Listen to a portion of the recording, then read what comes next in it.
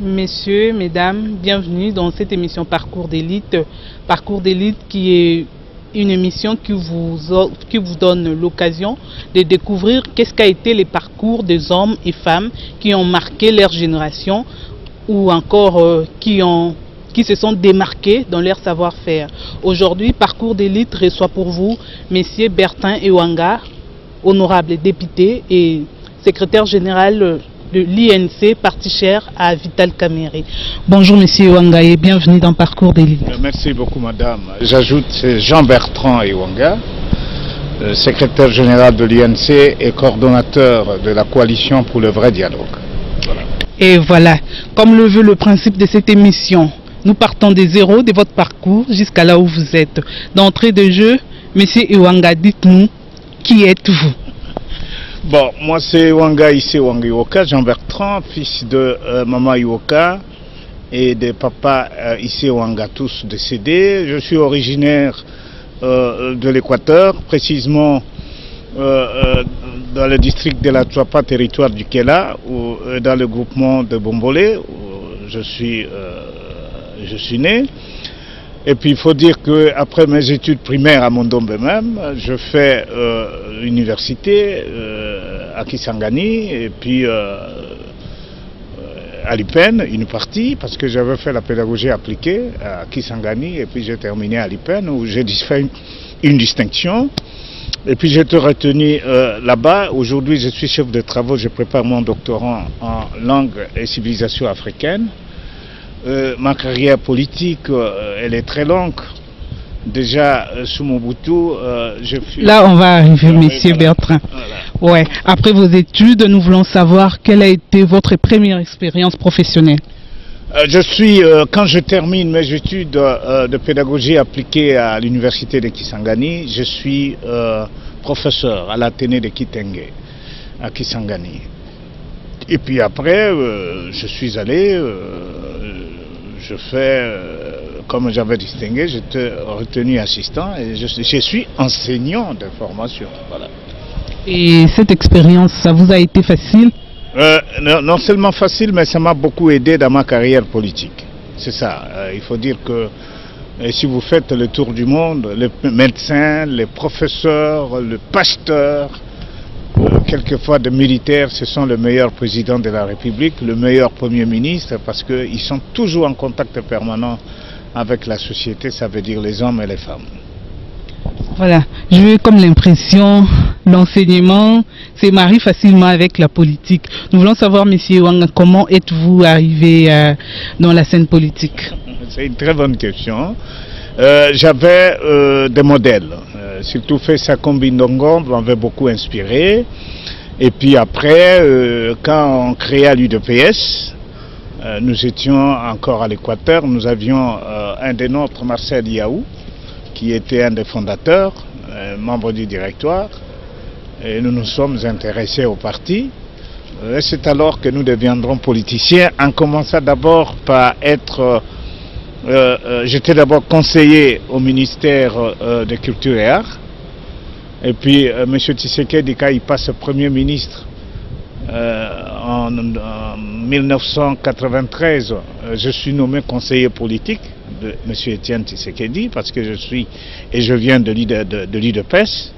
J'ai même été président fédéral de l'UDPS à un moment à l'Équateur. Et puis... voilà, avec l'arrivée de l'AFDEL, la mort de Mouzé, Joseph Kabila a fait de moi gouverneur de province, de la province de l'Équateur. Vous avez connu Mouzé Kabila, vous avez travaillé avec lui? Oui, j'ai connu Mouzé comme collaborateur, ça veut dire que mon ministre, Feu Kibasamaliba, était son ministre, moi j'étais conseiller au ministère, mais lorsque la guerre commence, nous avons été choisis comme des experts à travailler avec les Ibamboyens pour monter des projets d'autofinancement qui pourront permettre de financer la guerre. Et quand Mouzé meurt, Joseph Kabila va me nommer gouverneur de province. J'ai géré l'Équateur pendant 4 ans comme gouverneur. Et après, j'étais député de transition. En quelles années? Je suis nommé gouverneur en 2001 et je termine en 2004. Début 2001, je termine en 2004.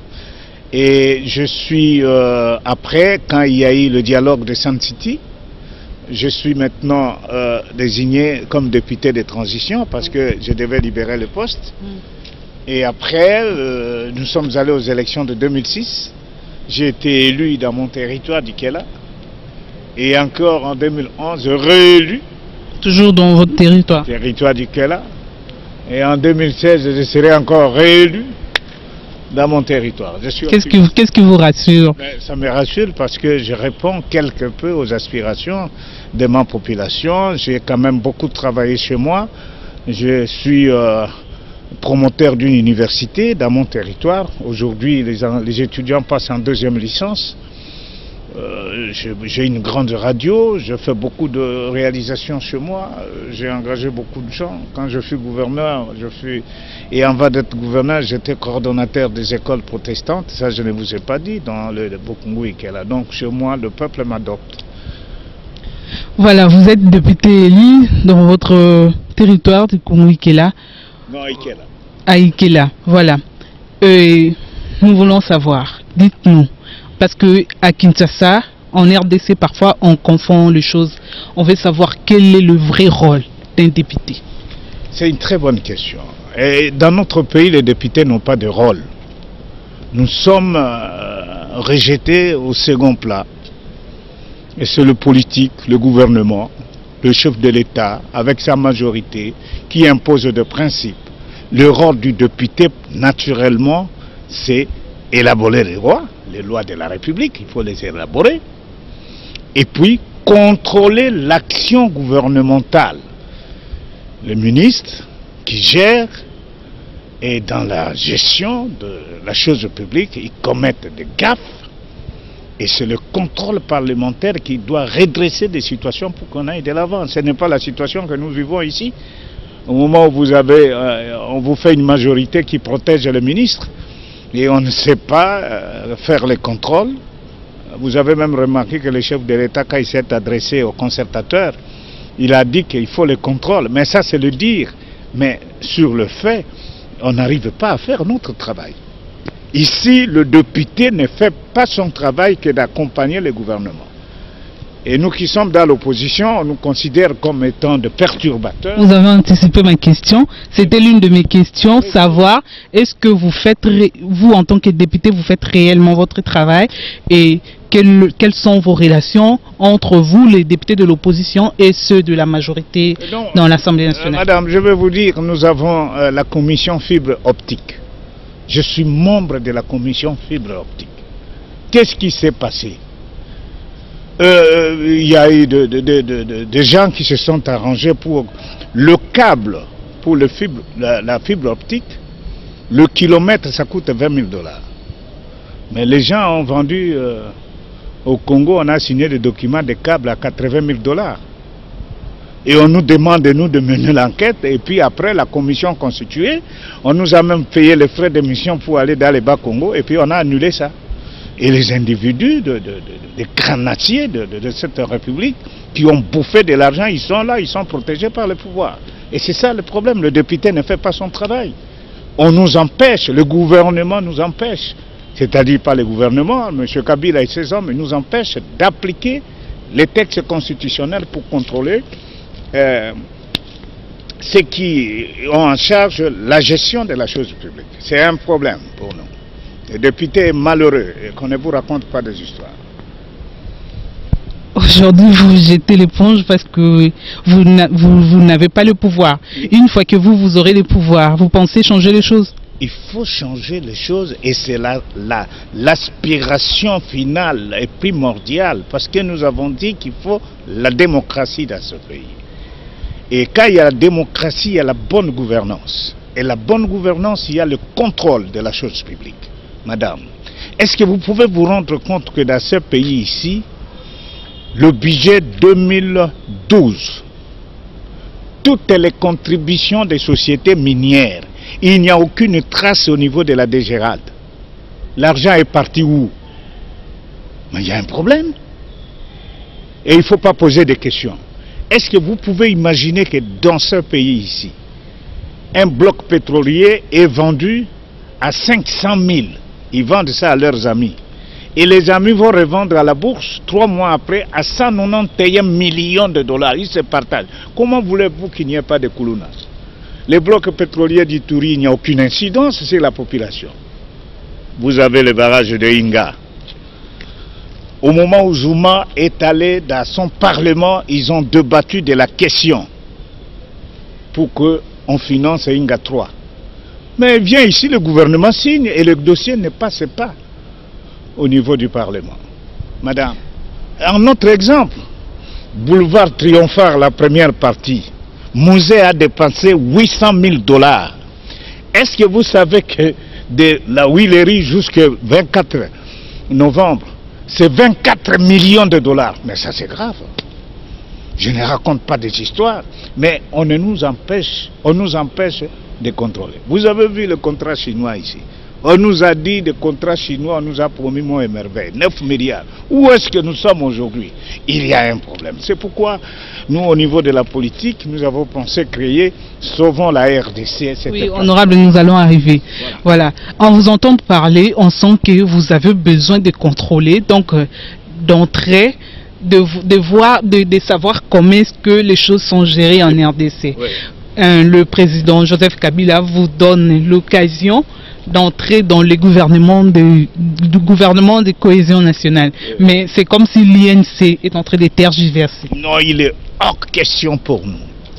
Interdit, et un membre de l'INC qui s'hasarde de se présenter dans cette mésaventure qui n'apportera aucune solution au problème des Congolais, il s'auto-exclut, donc il quitte automatiquement le parti. Comme vous avez exclu Madame Martine, si je ne me trompe pas, elle qui a participé aux concertations nationales. Oui, nous respectons beaucoup cette dame, mais parce que nous considérons qu'elle n'a pas suivi les injonctions qui ont été données par la hiérarchie du parti, elle a été frappée par la mesure, et cela sans recours. L'UNC, vous avez besoin de mettre le main dans la casserole. Mais vous refusez toutes les occasions, toutes les opportunités qu'on vous offre. Vous avez refusé les concertations, vous refusez le gouvernement à venir, le gouvernement de cohésion nationale. Que veut l'INC exactement? Vous n'êtes pas là pour embrayer comme on a toujours dit, parce que vous étiez de l'autre côté. Et vous venez maintenant de passer de l'autre côté, mais vous êtes toujours sceptique par rapport à toutes les propositions. C'est quoi au juste? Non, madame, pas sceptique. Nous connaissons le chef de la majorité. Même quand il ne parle pas, nous savons ce qu'il veut dire. Oui, parce que nous avons été ses francs collaborateurs. Et nous savons que cette histoire de gouvernement, c'est un processus de concertateur, ça ne nous concerne pas. Mais nous ne venons pas déranger. Nous voulons que le chef de l'État a signé l'accord cadre d'Addis Abeba. Il y a une résolution 2098 du Conseil de sécurité qui a sanctionné cet accord. Il faut un dialogue inclusif. La guerre est terminée, mais maman, vous ne pouvez pas bâtir l'unité, la paix de ce pays sans impliquer le cardinal Monsengo, sans impliquer Vital Kamerhe, sans impliquer Etienne Tshisekedi ou Mulumba, sans impliquer dans une certaine mesure aussi Zanga Mobutu.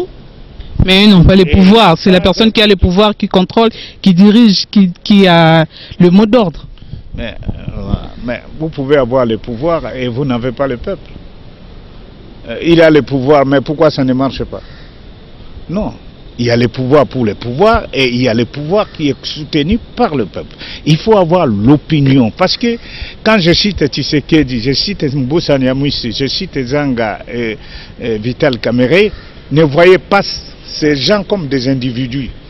Ils sont le porteur d'espoir, d'opinion. Derrière eux, des Congolais rêvent et pensent au changement de notre pays. Et c'est pourquoi nous disons qu'il faut que nous soyons autour d'une table. Et c'est pourquoi il y a la création de la CVD, Coalition pour le vrai dialogue. C'est qu'on se mette autour d'une table, qu'on aborde des problèmes clés du pays pour qu'on décolle. Et cet exemple, madame, nous avons eu l'Afrique du Sud. Ils se sont retrouvés. Aujourd'hui, il y a la paix. Et beaucoup d'autres nations. Donc voilà notre souci, madame. Pas le gouvernement. Le gouvernement n'apportera rien. Le gouvernement n'apportera rien. Parlons de la victoire de FARDC. Comment vous l'avez accueillie? Non, il faut dire que la victoire d'abord du peuple congolais. C'est le peuple qui a gagné parce que le peuple a résisté. Même des fois quand les FARDC, parce que à Rutshuru il n'y avait pas de FARDC, il y avait des Congolais qui ont opposé une résistance aux rebelles. Il faut d'abord féliciter notre peuple. Il faut aussi féliciter la communauté internationale. N'eût été cette brigade spéciale, même sans retard, mais cet engagement de la communauté internationale. Et nous ne voulons pas oublier les FARDC, mais pas tous les FARDC, toute la FARDC. Et quel FARDC? Parce que les FARDC qui étaient dans les opérations, je vois Olenga, je vois Mamadou, je vois le général Baouma, eux, moi je félicite ceux-là. Les autres, je ne félicite pas parce que ils étaient dans les complots de pillage de nos ressources sur le sang des Congolais. Ils étaient dans les complots de détournement de soldes des militaires, de détournement de vivres des militaires, de détournement de munitions des militaires, mais ils n'ont jamais été mis à la disposition de la justice. Mais comment voulez-vous que nous on félicite des gens qui n'ont pas mis ces gens? Certains ont été simplement suspendus. En tout cas, il faut un dialogue pour que des responsabilités soient établies, parce que nous ne pouvons pas accepter que notre armée nationale, aujourd'hui totalement infiltrée, vous connaissez l'histoire de Bosco Tangana. Il a déclaré à la CPI qu'il est né au Rwanda, il est rwandais, et qu'il est venu grandir au Congo. Il fut un Rwandais nommé général dans notre armée. Et ils sont nombreux dans les services de sécurité et autres. Nous devons faire un effort patriotique, que les Rwandais rentrent chez eux et qu'on organise notre pays comme la communauté internationale nous a apporté un appui pour que nous allions de l'avant. C'est ça. Donc il y a encore un problème des nationalités qui se pose. Et si, c'est juste une question pour savoir, un étranger peut venir dans un autre pays où il en fait son deuxième patrie, mais avec tout son amour, il veut apporter un changement dans son deuxième patrie là. Il n'a pas droit à adhérer? Non, madame, s'il est étranger, il n'adhère pas. Mais il s'identifie comme étranger. Mais ici, je ne fais pas l'amalgame. Dans ce pays, nous avons la communauté Hutu et Tutsi, qui se retrouvent aussi au Rwanda, et aussi les deux communautés se retrouvent au Rwanda. Et il n'y a pas que eux. Nous avons le Lunda dans le Bas-Congo et aussi dans le Katanga. Nous avons les Bas-Congo dans l'Angola et aussi dans le Congo voisin. Le problème, ce n'est pas nos frères Tutsi congolais, mais les étrangers qui sont venus chez nous. C'est ceux-là qui sont concernés. Mais l'étranger qui vient chez nous, qui apporte ses biens, et il affiche sa casquette d'étranger comme nous voyons certains Libanais ici, mais ils n'ont pas de problème avec nous. Mais le danger, c'est être d'une autre nation et occuper des postes stratégiques pour essayer de nous affaiblir. C'est ce que nous venons de vivre, madame. Et je crois qu'avec le sursaut de patriotisme actuel, nous allons nous affirmer pour que le Congo joue pleinement son rôle. Parce que vous savez, madame, France Fanon a dit que l'Afrique avait la forme d'un revolver et la gâchette, c'était au Congo. Et il ne faut pas détruire la gâchette. Et voilà, l'Afrique vient de perdre un monument à la personne de Nelson Mandela. Quel souvenir gardez-vous de Nelson Mandela? Madame, l'homme noir a été considéré comme un sous-homme. Il y a eu des théories qui ont été développées que nous étions proches aux singes. Il y a 2 siècles, une africaine, une bushman d'Afrique du Sud, a été mise dans une cage à Londres, une bushman, parce qu'elle avait les muscles fessiers très développés, et les gens venaient au jardin zoologique voir cette dame-là. Elle a été inhumée par Mbeki, on a renvoyé le corps. Mais voilà que le siècle finissant ici, nous avons Obama, qui dirige la grande puissance du monde. Et nous avons Mandela. Mandela qui vient de nous quitter, c'est une étoile qui vient de s'éteindre. mais qui a laissé des flammes pour allumer le cœur de la jeunesse africaine, pour qu'elle ne soit pas complexée et qu'elle retrouve sa place sous le soleil. Nous disons que Mandela est mort, vive Mandela, parce que Mandela nous laisse un modèle de courage, de persévérance et un modèle d'affirmation de notre race pour devenir comme tout autre peuple du monde et pouvoir travailler pour le bien-être de tous les habitants de la terre, je vais dire de tous les terriens. Mandela, il nous annonce le message de la liberté.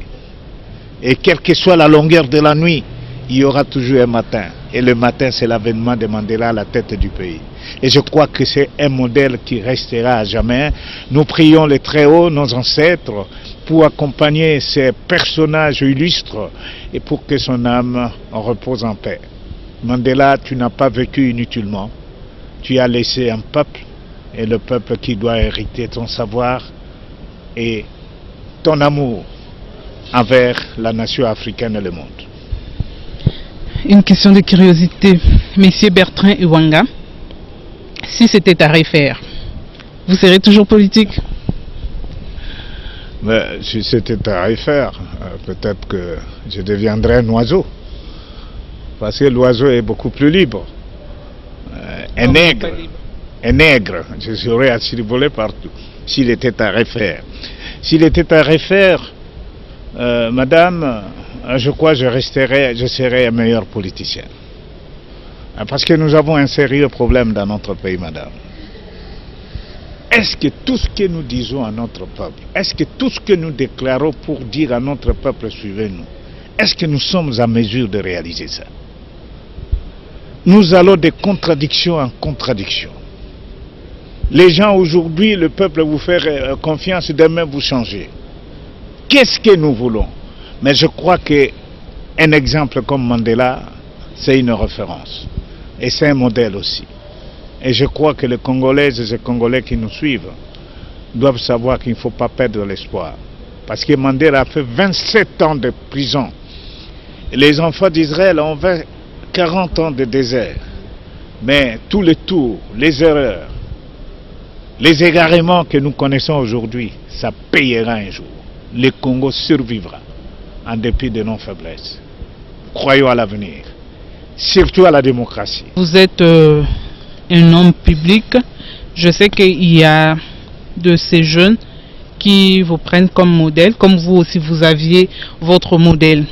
Ce jeune-là qui aspire demain devenir politicien, quel conseil vous leur prodiguez? Oui, c'est une très bonne question. Nous sommes dans un pays où il n'y a plus de modèles. La jeunesse est embrouillée parce qu'il n'y a plus d'idoles. Les idoles aujourd'hui, peut-être les musiciens et autres, des références.